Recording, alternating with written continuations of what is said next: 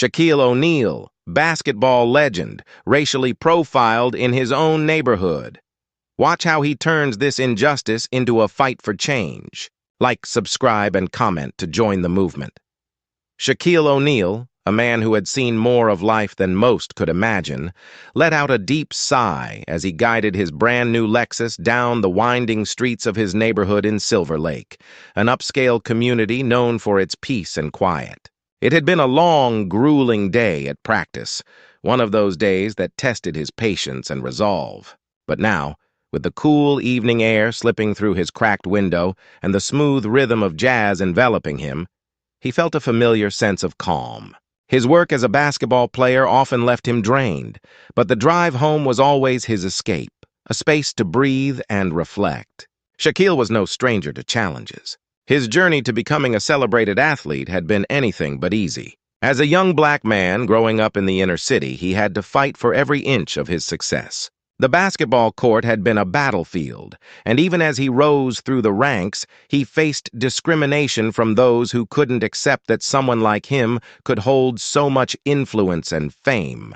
But he had persevered, fueled by the belief that justice and fairness were for everyone, regardless of race or background.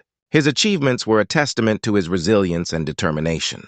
Today, he was in his element, a well-respected figure in the sports world, a mentor to many, and a role model to young black men who saw in him what was possible when you defy the odds. As he cruised past the sprawling homes of Silver Lake, he allowed himself to relax, smiling faintly as the smooth leather of the seats cradled him in comfort. Life had been good, and this Lexus, just a week old, was his latest indulgence. It represented more than just a car. It was a symbol of everything he had worked for. The sun had just begun its descent, painting the sky in hues of orange and pink. Shaquille loved this time of day. It reminded him of simpler times before the weight of his responsibilities had settled on his shoulders. But just as he was about to turn up the volume on the jazz playing softly through the speakers, a flash of red and blue lights caught his attention. His stomach tightened. Shaquille glanced in the rearview mirror to see a police cruiser pulling up behind him, its lights flashing insistently. He blinked in confusion. He hadn't been speeding, he was certain of that. In fact, he'd been driving well below the limit, enjoying the leisurely pace. His heart began to race, and a familiar unease crept into his chest. He had heard stories, too many in fact, about encounters like this, but surely not here, not in his own neighborhood. Reluctantly, Shaquille signaled and pulled over to the side of the road, the cruiser following closely behind.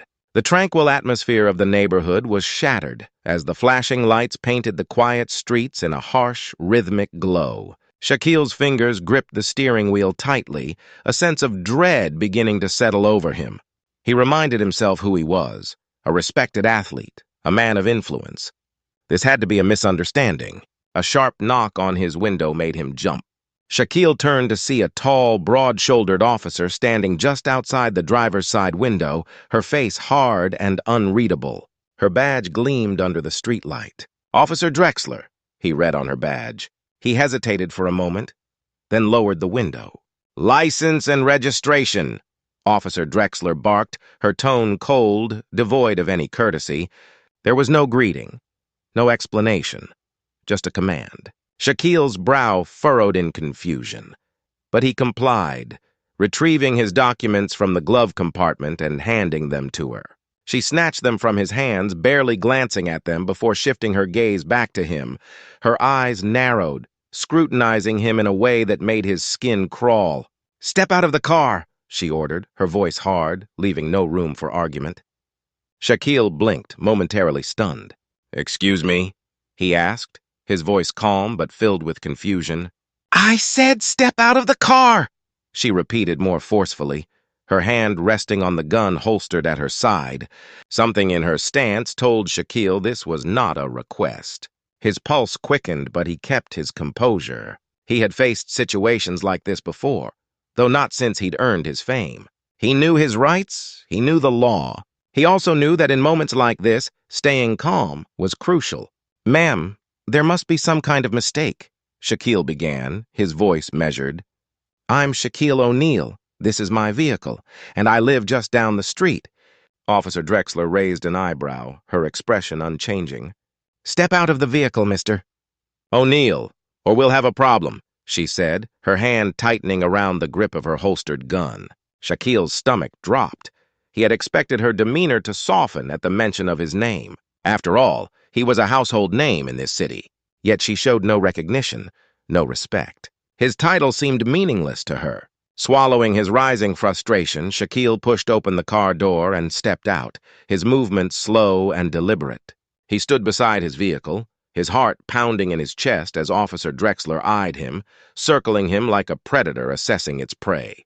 The quiet street, once peaceful, now felt oppressive, as though the very air had thickened with tension. "We've had reports of stolen vehicles in the area," she said, her eyes flicking between Shaquille and his car. "This Lexus matches the description." Shaquille's jaw tightened. "This is my car. I purchased it from the dealership just days ago. If you run the plates, you'll see everything checks out." But Officer Drexler didn't seem to care. Her gaze lingered on him, suspicion etched into every line of her face. "Hands on the hood," she ordered. Shaquille hesitated. "Is this really necessary?" he asked, his voice low, barely containing his disbelief. "Hands on the hood!" she snapped, stepping closer, her tone leaving no room for negotiation. Shaquille clenched his jaw but complied, placing his hands on the smooth surface of his car's hood. As he did, he noticed movement in his peripheral vision. Neighbors peeking out from behind curtains, their faces barely visible as they watched the unfolding spectacle. The humiliation stung more than the cold metal beneath his hands. Officer Drexler began patting him down, her hands rough and mechanical, as though she had already convicted him in her mind. "This vehicle matches the description of one stolen last week," she muttered, her voice devoid of empathy.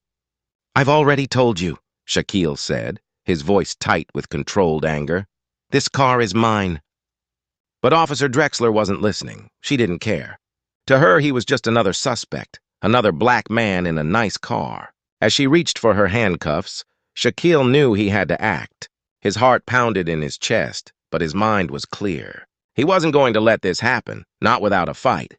"Before you make a decision you'll regret," he said, his voice steady.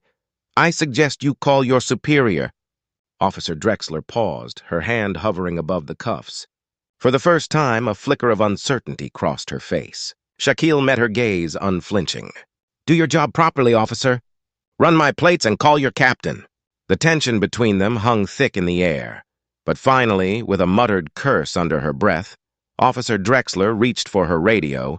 The wheels of justice had begun to turn, but for Shaquille, the damage was already done. The weight of injustice settled over him as he stood there, his hands pressed against the cool hood of his car. The night, once serene, now felt charged with an undercurrent of tension that seemed to pulse through the entire neighborhood. He could feel the eyes of his neighbors burning into his back, their curiosity mingled with judgment. This wasn't just a routine stop. It was an exhibition, and Shaquille was the unwilling star. As Officer Drexler fumbled with her radio, her rigid demeanor faltered for the first time. Shaquille's thoughts raced. He had spent decades building a career that embodied fairness and justice, standing as a symbol of integrity in the sports world. But in this moment, none of it seemed to matter. He was reduced to just another black man being suspected of a crime he hadn't committed. No matter how many games he had won, no matter how many lives he had impacted, his skin color still dictated the way people perceived him. The sting of that truth settled deep into his chest, heavier than the humiliation he felt. The radio crackled, and Officer Drexler stepped back from him slightly, listening intently to the garbled voice on the other end. Her expression flickered between impatience and uncertainty. But Shaquille caught a glimpse of something else. Fear. Perhaps not fear of him, but fear of the consequences of her actions. She was beginning to realize the gravity of the situation, though the weight of her assumptions still hung in the air between them. Shaquille's thoughts drifted to his family, his wife, Maya, and their two children, Michael and Olivia. He thought of the talks he'd had with his son about how to navigate situations like this, how to stay calm in the face of injustice, and how to de-escalate when emotions ran high. He had hoped that his own accomplishments, his own story, would serve as proof that a black man could rise above prejudice. But now, standing in the spotlight of racial profiling, Shaquille understood more deeply than ever how ingrained the bias was, how pervasive. His son Michael had once asked him, "Dad, does it ever get better?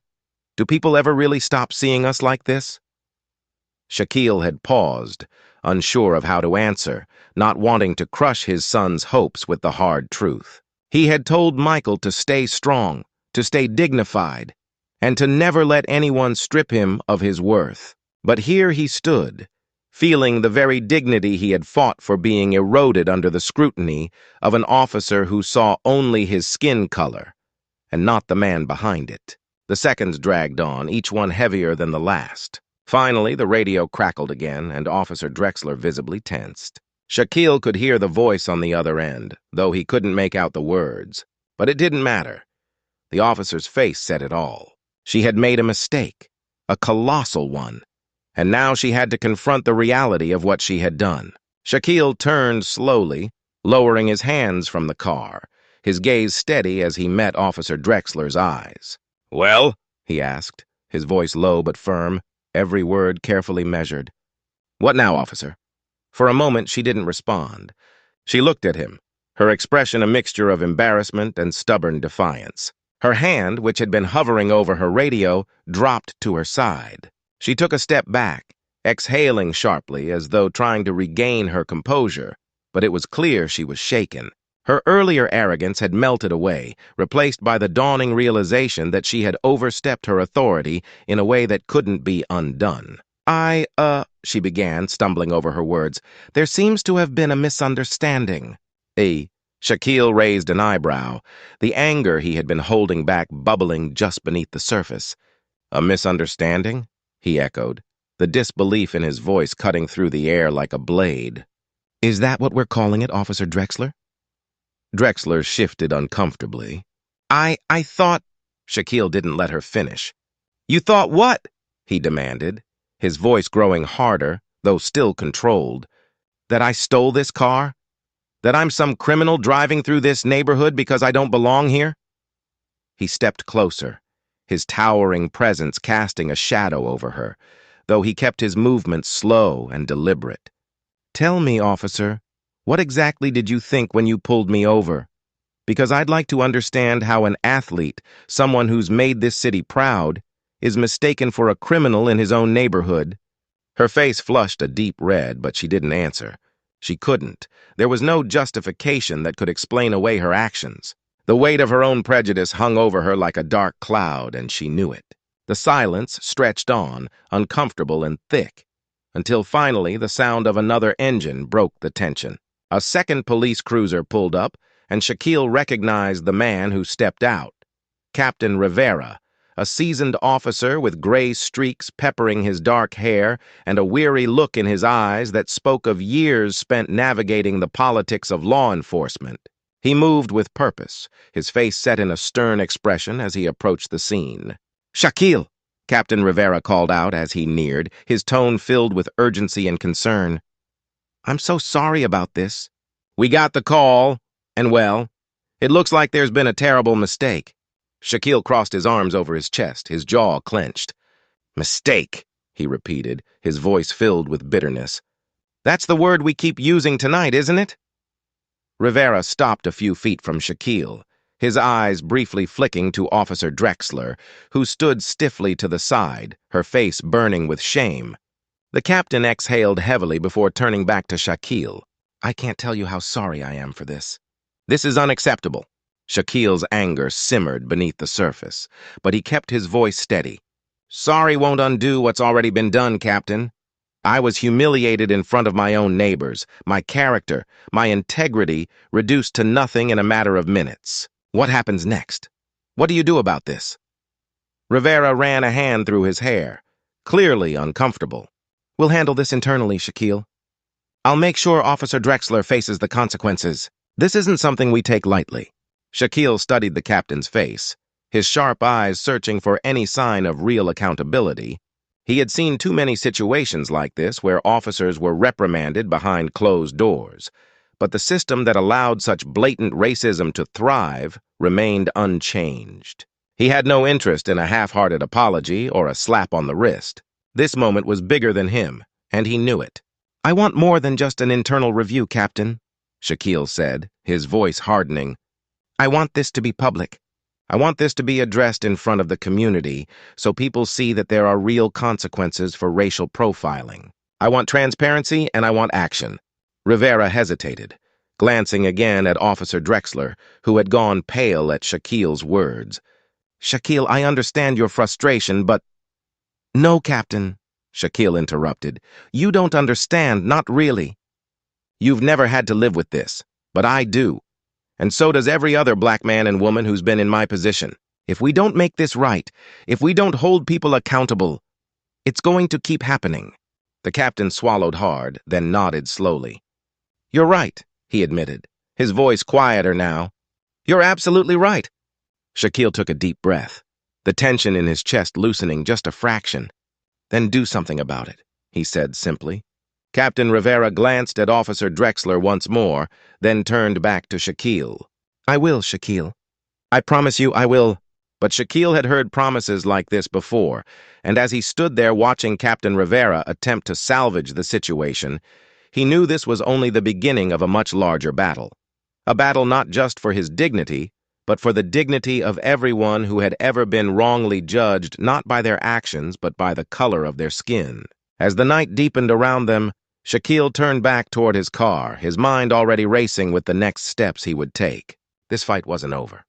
Not by a long shot. Shaquille drove home in silence, the soft hum of his Lexus the only sound accompanying him. The once joyful jazz music now replaced by the heavy weight of the evening's events lingering in the background like a distant memory.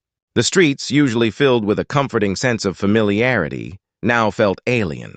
It wasn't the first time he had faced discrimination, but something about this encounter left a deeper wound. Perhaps it was the setting, his own neighborhood where he was supposed to feel safe and respected. Or maybe it was the stark reminder that no matter how much he had achieved, there would always be those who saw him as less. As he pulled into the driveway of his home, the large oak tree casting shadows over the front yard, Shaquille remained still in the driver's seat, gripping the steering wheel tightly. His heart was still pounding, not from fear but from the simmering rage that had been growing inside him. He had learned to suppress that anger over the years, channeling it into his work, into his pursuit of excellence on the court, but tonight it was harder to keep it at bay. The porch light flickered on, and through the window, he saw his wife, Maya, moving through the house. She was probably setting the table for dinner, oblivious to what had just happened. Maya had always been his rock, steady, strong, and understanding. But even with her support, there were some things Shaquille had never fully shared with her. How could he explain the feeling of being constantly on edge, of knowing that at any moment his skin color could invite suspicion, hostility, or worse? Shaquille finally opened the car door and stepped out, the cool evening air brushing against his skin.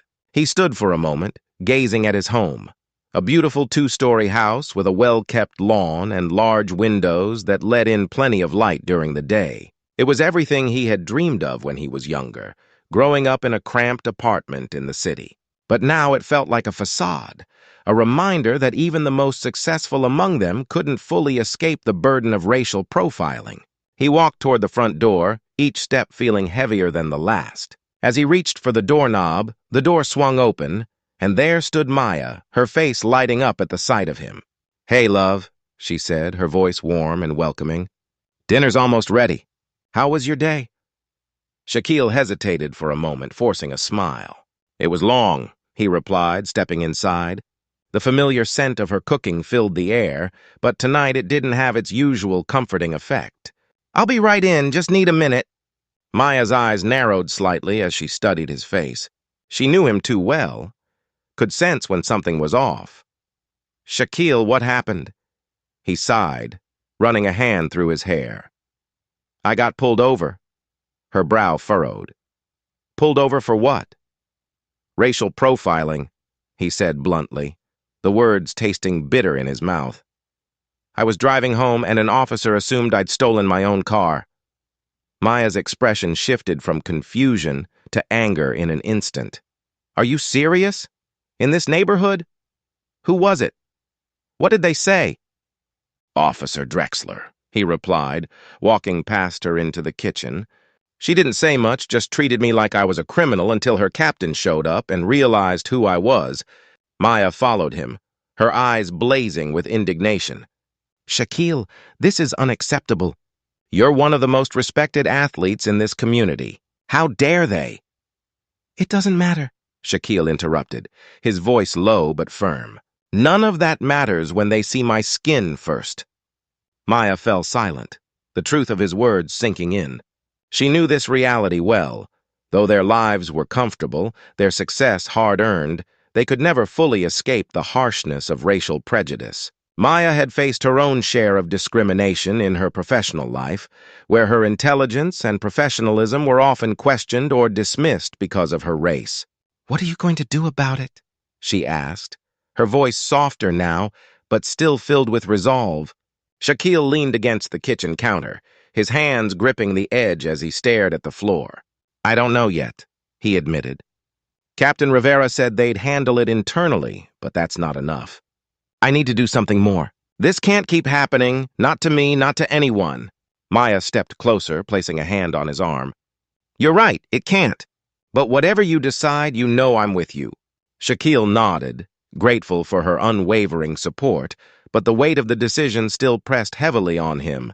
He had always been a man of action, someone who believed in using his platform to create change, but tonight had shaken his faith in that very system.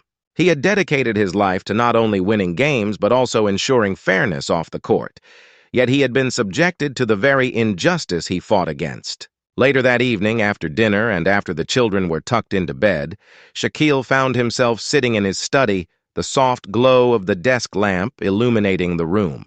His basketball trophies lined the shelves, and his awards and certificates adorned the walls, a testament to his hard work and dedication. But tonight, they felt like hollow symbols. He opened his laptop and began typing, his fingers moving quickly over the keys as he drafted an official complaint against Officer Drexler. But as he wrote, a thought nagged at him. Was this enough? Would filing a complaint really change anything, or would it be just another case lost in the bureaucratic shuffle? Shaquille paused, his hands hovering over the keyboard. The rage he had been suppressing all evening surged to the surface. This wasn't just about him. This was about every black man and woman who had been treated as less, as suspicious, as dangerous, simply because of the color of their skin. He couldn't let this go.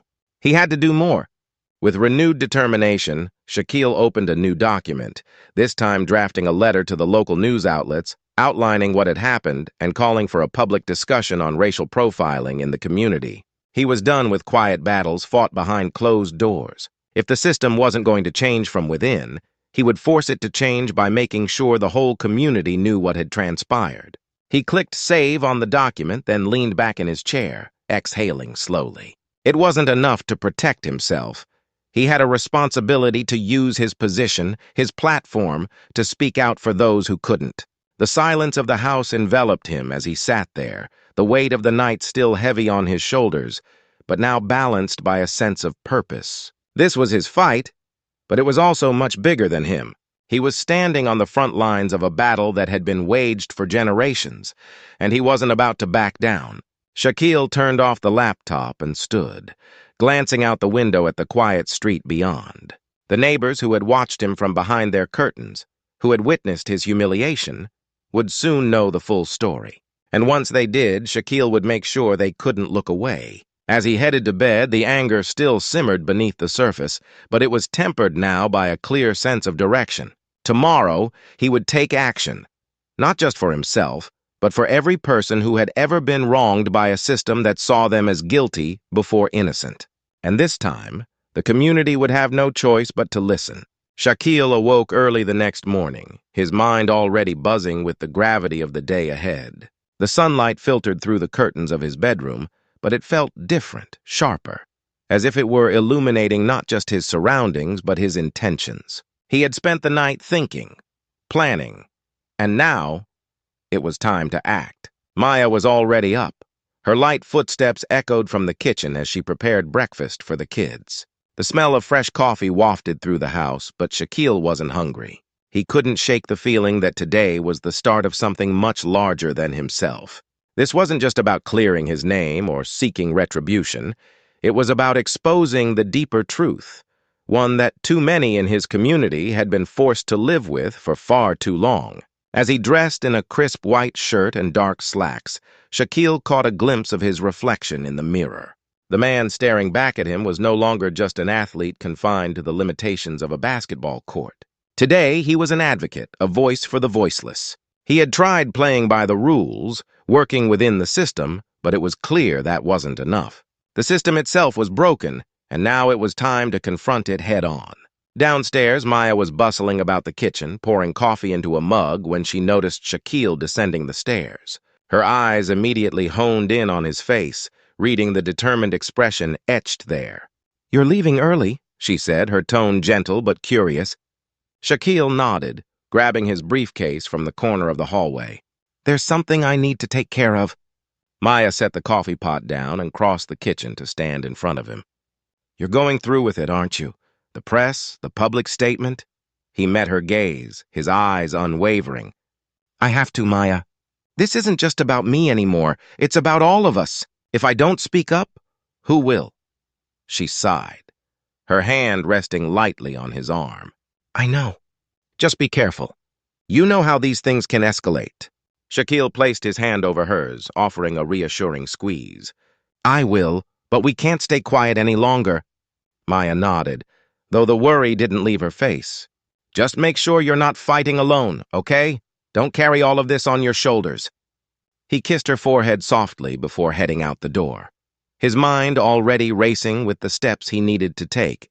The cool morning air hit him as he walked to his car, but it only sharpened his focus. His first stop was the community center, where he planned to review the details of Officer Drexler's file and begin gathering the evidence he would need to substantiate his claims. After that, he would meet with Captain Rivera again, this time with a more formal demand for accountability. As he drove, Shaquille couldn't help but think about how many others had been in his position, but without the resources or platform to fight back. How many times had a person of color been wrongfully accused, humiliated, or worse, without anyone to hear their side of the story? He was fortunate in some ways. His fame afforded him a degree of protection, a certain level of credibility that others might not have. But that didn't absolve him from the responsibility he felt to use that privilege for the greater good. By the time he arrived at the community center, his plan was fully formed. He had already called a few local journalists, people he knew from past charity events who had always been interested in issues of social justice and racial inequality. They were eager to hear his story, to give it the platform it deserved. Shaquille was ready for whatever fallout might come. When he walked into the community center, the familiar environment provided no comfort today. The community hall, the echo of conversations between local leaders, the low hum of activity, it all felt distant, as if he were moving through a space that no longer fit him. Today, Shaquille wasn't just an athlete. He was something more, something bigger. He entered a small office they had set up for him, the wooden desk cluttered with documents related to his advocacy work. But today, that work could wait. He placed his briefcase down and reached for the phone on his desk, dialing Captain Rivera's number. His finger hovered over the last digit for a second before pressing it down, and the phone began to ring. Captain Rivera picked up after the second ring, his voice gruff but professional. "Rivera here. Captain, it's Shaquille O'Neal," he began, his tone measured but firm. "I want to talk about last night." There was a brief pause on the other end before Rivera spoke again. "I figured you'd be calling, Shaquille. I'm already working on it. I've spoken to Officer Drexler, and we're conducting an internal review." "That's not enough, Captain," Shaquille interrupted, his voice harder now. "This needs to be public. I want a full, transparent investigation. The community deserves to know what happened. They deserve to know that racial profiling isn't tolerated here." Rivera sighed, clearly uncomfortable. "Shaquille, I understand your frustration, but going public with this, it could create a media storm. Is that really what you want?" Shaquille's grip on the phone tightened. What I want, Captain, is for the truth to come out. If that creates a media storm, so be it. People need to know that this kind of behavior has consequences, and they need to see that our law enforcement is willing to hold itself accountable. Another pause. When Rivera finally spoke again, his voice was low, resigned. All right, we'll do it your way. I'll set up a meeting with the press, but Shaquille, you'd better be prepared for the fallout. This won't be easy. I'm prepared, Shaquille said, his voice steady. I've been dealing with this my whole life. After hanging up, Shaquille leaned back in his chair, feeling a mixture of satisfaction and anxiety. The wheels were in motion and there was no turning back now. He had forced Captain Rivera's hand, and soon the whole town and beyond would know what had happened. But as the minutes ticked by, doubt began to creep into his mind. What if the backlash was more than he anticipated? What if this only made things worse? He shook the thoughts away, reminding himself why he was doing this. It wasn't just for him. It was for Michael, for Olivia, for every person of color who had ever felt the sting of injustice. He couldn't back down, not now. Later that afternoon, Shaquille met with the reporters he had contacted earlier. They gathered in a small conference room at the community center, their pens and recording devices at the ready. Shaquille stood at the head of the table, his presence commanding, though a part of him felt vulnerable in this moment. He was stepping into unfamiliar territory, putting his reputation and career on the line for something much bigger than a single traffic stop. "Thank you all for coming," Shaquille began, his voice clear and confident. "I've called you here today because something happened last night that cannot go unaddressed. I was racially profiled by a police officer in my own neighborhood. Despite being a well-known athlete, despite the position I hold, I was treated as a suspect simply because of the color of my skin." The room was silent. Every reporter's gaze fixed on him as they scribbled notes or adjusted their microphones. Shaquille continued, recounting the events of the previous night in detail, laying bare the humiliation, the anger, and the injustice he had faced. "I'm not telling you this for sympathy," he said, his voice growing firmer. "I'm telling you this because this is not an isolated incident. This is part of a larger problem, a systemic issue that affects people of color every day, and it needs to stop. I'm calling for a full investigation into Officer Drexler's actions, and I'm demanding that our police department implement better training to prevent this from happening again." As he spoke, Shaquille could feel the weight of the moment. This wasn't just about making headlines. This was about making change. And though he knew the road ahead would be difficult, he was ready for the fight. The reporters asked their questions, probing deeper into the story, and Shaquille answered each one with calm precision.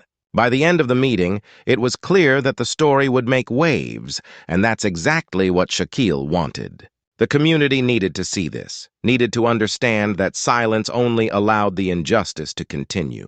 When he left the community center that afternoon, the air felt different. The town of Silver Lake would soon be buzzing with news of what had transpired, and Shaquille knew that this was only the beginning.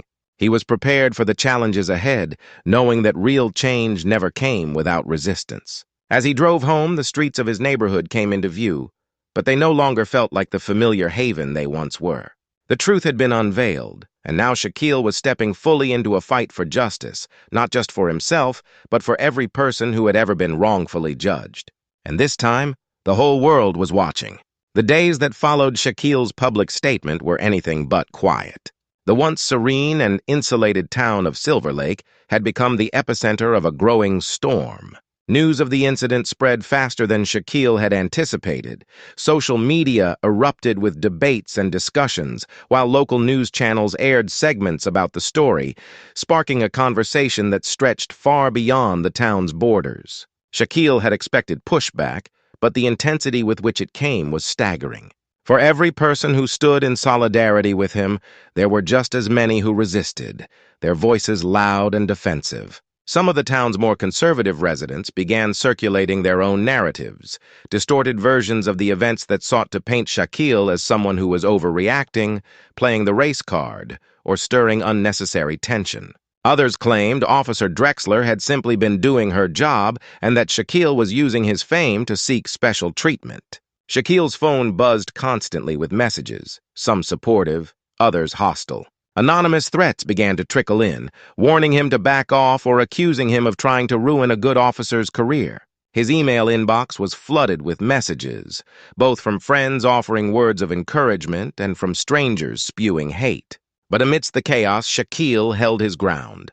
He had prepared for this. He knew that change was never easy and that those who benefited from the status quo would always resist its disruption. One evening, just a few days after the story broke, Shaquille sat at the dinner table with Maya and the kids. The air was thick with tension, though they tried to maintain a semblance of normalcy. Michael, his 12-year-old son, was unusually quiet, pushing his food around on his plate without eating much. Olivia, just 8 years old, seemed blissfully unaware of the storm brewing outside their home. Maya had been supportive, but even she couldn't hide her concern. Silver Lake was their home, and now it felt like they were living in a battlefield. "What's wrong, Michael?" Shaquille finally asked, breaking the silence. His son looked up, his brow furrowed. "Some kids at school, they said things about you." Shaquille's chest tightened.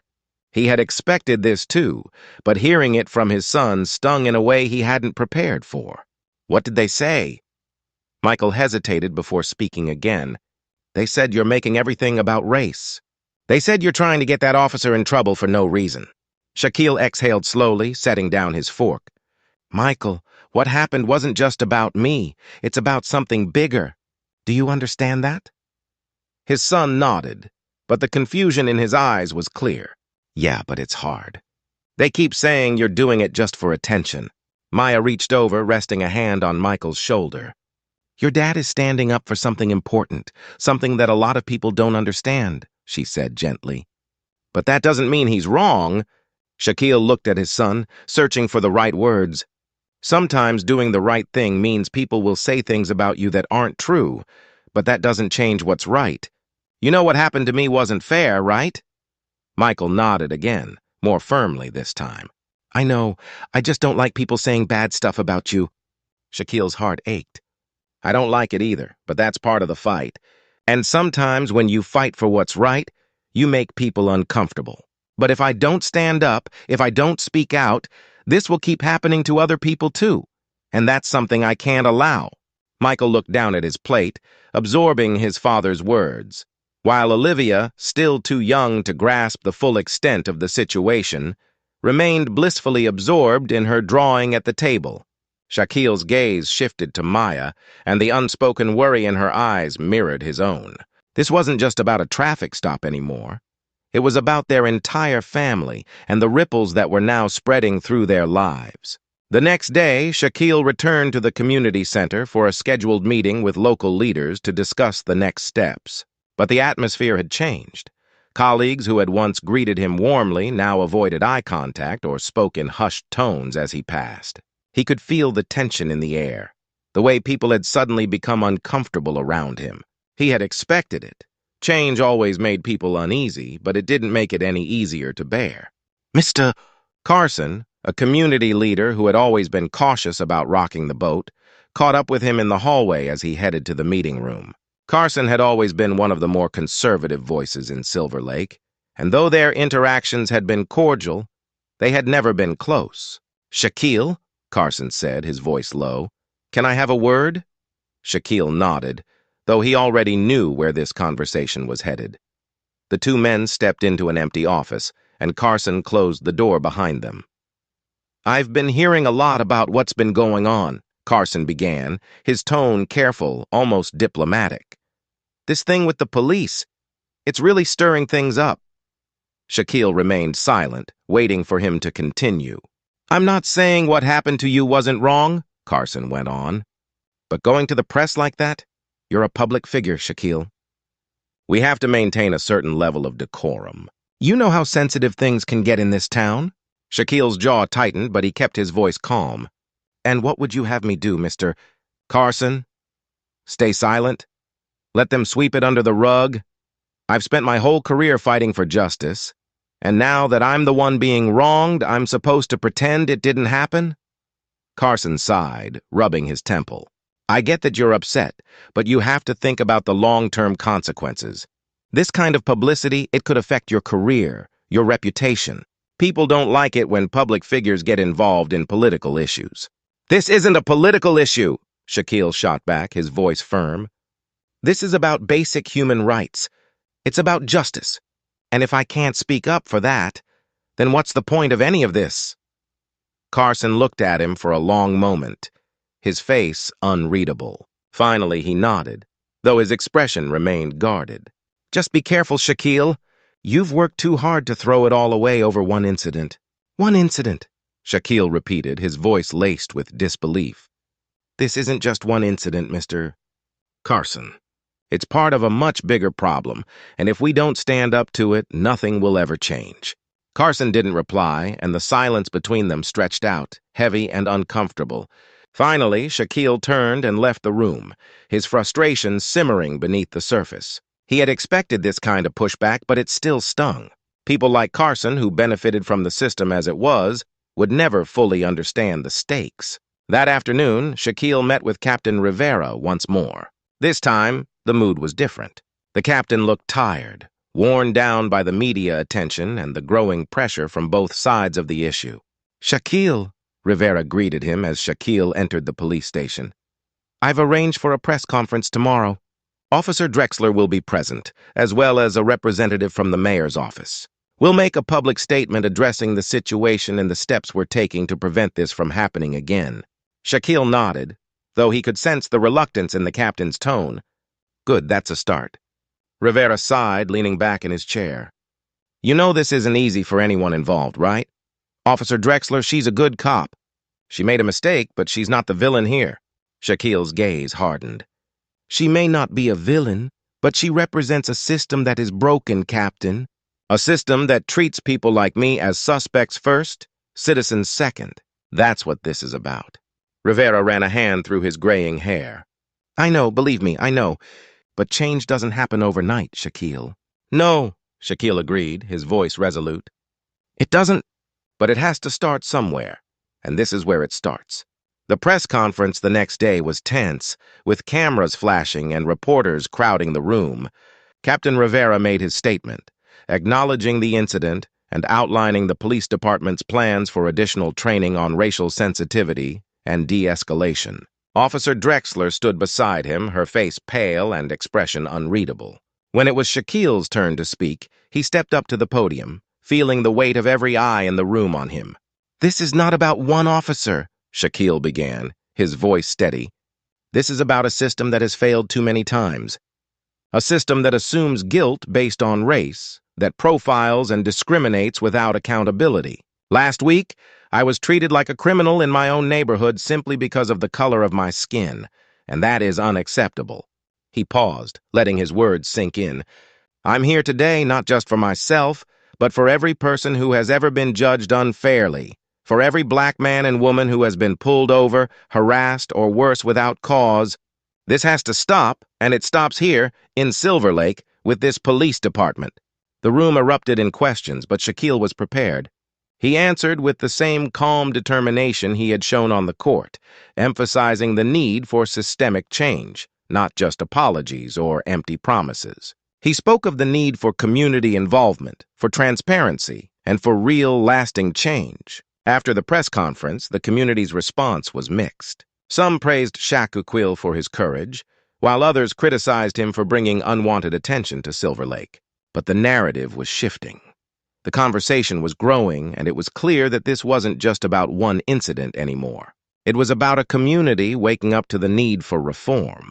In the weeks that followed, Shaquille remained a visible figure in the push for change. He was invited to speak at various forums, not just locally but across the state, where he shared his experiences and advocated for better police training, community oversight, and policies aimed at reducing racial profiling. His story resonated with many, leading to discussions in schools, churches, and town halls about race and justice. Shaquille also started working closely with a group of activists to form a community police relations task force in Silver Lake. This task force was designed to foster dialogue between the community and law enforcement, with the goal of building trust and implementing practical solutions. Among its members were educators, former police officers who had retired in good standing, and community leaders like Mr. Carson, who, after some reluctance, joined to show his commitment to change once he saw the broader community support. Meanwhile, Officer Drexler, after the public scrutiny and her own introspection, decided to undergo additional training in cultural awareness and de-escalation techniques. She also started participating in community outreach programs, where she met with residents in informal settings to discuss their concerns and how policing could improve. This wasn't an easy journey for her. She faced both personal and professional scrutiny, but she was determined to learn and adapt, understanding that her actions had broader implications beyond her personal mistake. One evening, Shaquille hosted a town hall meeting in the community center where residents could voice their concerns directly to police representatives, including Captain Rivera and Officer Drexler. The room was packed, the atmosphere electric with a mix of hope and skepticism. Shaquille opened the meeting with a speech that echoed his press conference, but this time, he focused on the steps forward. "We've started this journey together," he said, his voice resonating through the room. "It's not just about what happened to me. It's about what happens next for all of us. We need to keep this conversation going, keep pushing for change, and most importantly, keep listening to each other." The questions from the audience were tough, some filled with anger, others with a desperate hope for change. Captain Rivera and Officer Drexler answered as candidly as they could, acknowledging past mistakes and outlining plans for reform. The task force's role was emphasized, with promises of transparency and community involvement in every step of the process. As the meeting drew to a close, a young woman in the back stood up, her voice trembling slightly. "Mr. O'Neill, thank you for using your voice. Because of you, I feel like I can speak up too. My brother was profiled last month, and I didn't know what to do about it. Now, I see there's a way to fight back." Shaquille nodded, his expression one of encouragement. "That's what this is all about. It's not just my fight, it's ours. We stand together." The meeting ended with a sense of cautious optimism. As people filed out, Shaquille was surrounded by those who wanted to thank him, to share their stories, or just to shake his hand. He saw the change in people's eyes, from resignation to determination. Driving home that night, Shaquille reflected on the day's events. The road ahead was long and fraught with challenges, but he felt a renewed sense of purpose. He knew that the fight against racial profiling and for equality was one that would require constant vigilance and effort. But with each public discussion, each policy change, and each mind opened, they were inching closer to a more just society. Back at home, Maya was waiting for him with a warm smile despite the late hour. "How was it?" she asked, her eyes searching his for signs of weariness or hope. "It was good," Shaquille replied, his voice heavy with the day's weight but buoyed by progress. "It felt like we're actually moving forward, not just talking about it." Maya hugged him tight. "I'm proud of you, Shaquille. Keep fighting." Shaquille looked at his wife, then at the frames on the wall filled with family photos, memories of a life built on hard work and love. He knew this fight wasn't just for him or his family. It was for every family that would come after, for every child who would grow up in a world he hoped would be fairer than the one he knew. As they settled down for the night, Shaquille sent a silent prayer into the darkness, not for victory, but for the strength to keep pushing, to keep speaking, until justice was not just an ideal but a reality for all.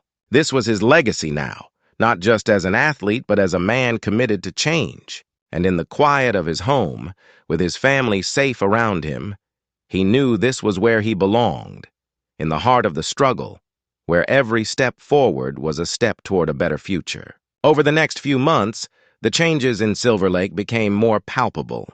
The Community Police Relations Task Force, with Shaquille's active participation, began to make significant strides.